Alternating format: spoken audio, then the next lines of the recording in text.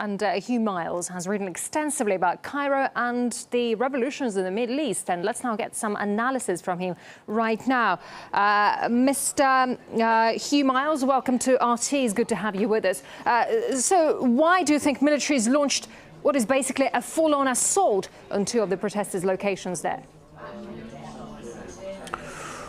Why? Sorry, can you repeat the question? Why have them? Of course. So why do you think the military has launched what is a full-on assault, and why are they doing it now?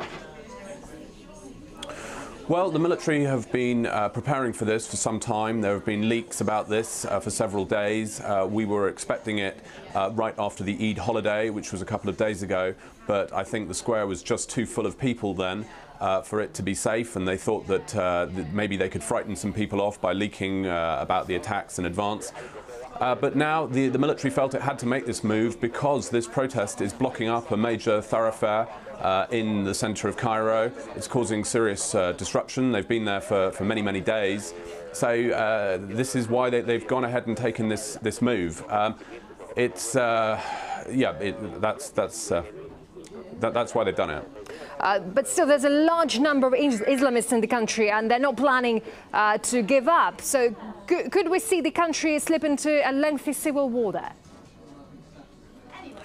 Well, it seems that anything is possible. Egypt is obviously sliding into a very desperate condition, and the future is highly uncertain, and all the predictions so far about what's going to happen in Egypt have all turned out to be wrong. So it is very difficult to say what's going to happen. There's various historical precedents, the Algerian model, the Syrian model, the Iranian model, none of them particularly attractive. What's clear is that Egypt is a very divided society. The Islamists, having won the last 4 democratic elections, are very popular. They can't just be swept under the table. It's not possible to turn the clock back to the Mubarak era. And that seems to be the plan at the moment for General Sisi and his backers, to try and go back to the kind of status quo ante before the 2011 revolution. But I think if that is their plan, they are dreaming, because Islamists in Egypt are now used to being free and being able to practice their religion the way they want. And it's not going to be easy to deny these people what they've become accustomed to. You mentioned history here. How come the Egyptian people are letting the army-backed government do what they do now, despite decades spent under military-type rule under Mubarak? Well, the Egyptian people are very divided and were not all behind this move at all. I mean, this is a move which is being orchestrated, as far as we can tell, by General Sisi.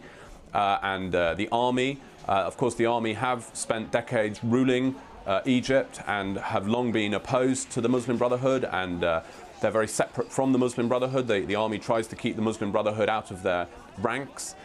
So the army and the security services generally in Egypt are very used to dealing with this enemy. So this is kind of back to the old school. It's back to the old rule book in Nasser's time or Mubarak's time, that Islamists are a threat to the state and that they can be locked up, repressed, shut down, and that's what we're seeing now.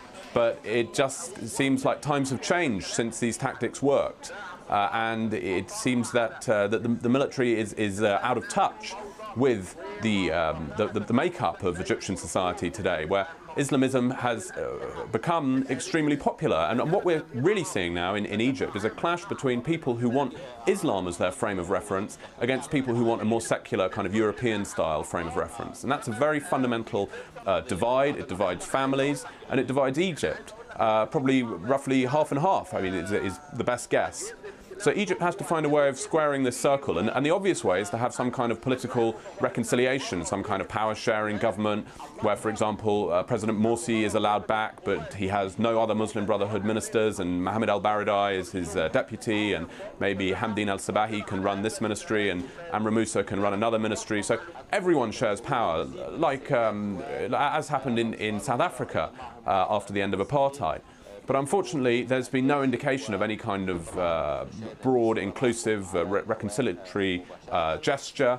And what we're seeing instead is that the army and its supporters seem to think that they can go this alone without having any Islamists cut in on into the power sharing at all. And certainly the army has got powerful backers, they've got allies, there are many people who support them and would like very much to turn the clock back to the Mubarak era, because this model suited many other countries in the region. Egypt was predictable, it was manageable. Yes, it had problems, but it was easy to deal with. And the alternative, which is an Islamist style government, is a huge unknown quantity which frightens just about every country in the region and many countries in the West. Journalist and author Hugh Miles, thank you very much indeed for your insights. Thank you.